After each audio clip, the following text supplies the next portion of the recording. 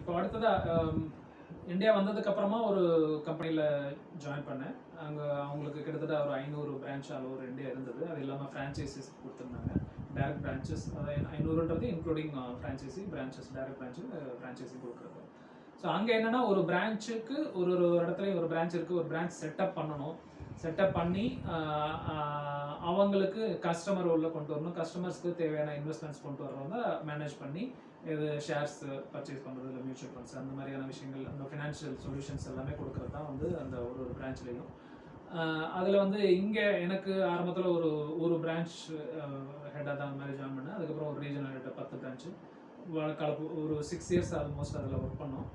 அப்போது 6 இயர்ஸில் வந்து கிட்டத்தட்ட ஒரு 40 பிரான்ச்சை ஹேண்டில் பண்ணக்கூடிய ஒரு ஜோனல் ஹெட்டாக வந்து ப்ரொமோட் ஆகிட்டு பண்ணிட்டு இருந்தோம். ஸோ அந்த 40 பிரான்ச்சோட எக்ஸ்பீரியன்ஸ் எப்படின்னா, ஒரு பிரான்ச்லேயும் ஒரு 10 எம்ப்ளாயிஸாவது இருப்பாங்க ஒரு பிரான்ச்